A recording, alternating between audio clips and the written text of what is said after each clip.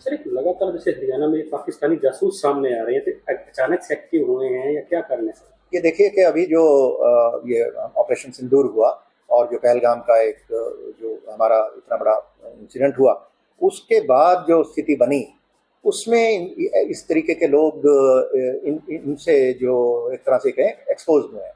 ऐसा नहीं है कि पहले नहीं होंगे, ये तो काम कर ही रहे थे पहले से, पर अब ये लोग पकड़े गए हैं क्योंकि चारों तरफ चौकसी भी बढ़ी है और उस बढ़ी हुई चौकसी का ये नतीजा है कि हमारी जो इंटेलिजेंस एजेंसियां हैं उनके पास बेहतर इंफॉर्मेशन भी आई है और ये जो युद्ध का माहौल बना इसमें इन लोगों की भी गतिविधियां कुछ बढ़ी तो उसमें ये पकड़े गए।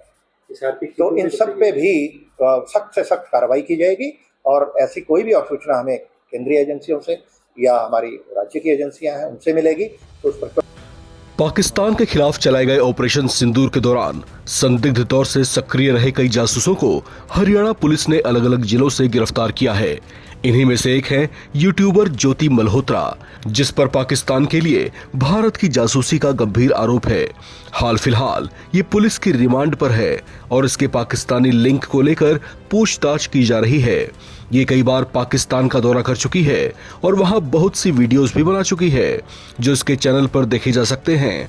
बताया जा रहा है कि इसकी कुछ गतिविधियों को संदिग्ध पाया गया था, जिसके बाद से ही ये इंडियन सिक्योरिटी एजेंसीज के रडार पर थी और इसकी गुपचुप निगरानी की जा रही थी और आखिरकार ये हत्थे चढ़ी गई।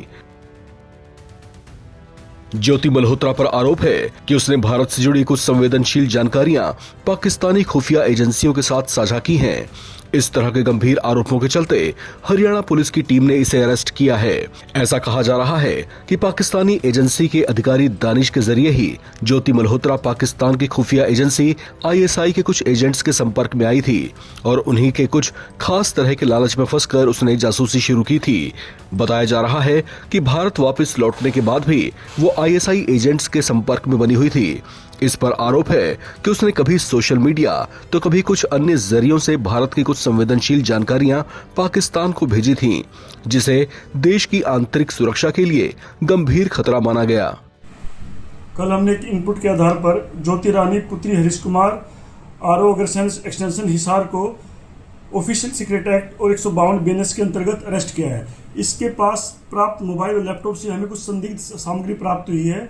इसको हमने 5 दिन के रिमांड पे लिया है, पूछताछ जारी है। यह लगातार पाकिस्तानी नागरिक के संपर्क में थी, उसके बारे में इससे पूछताछ की जाएगी।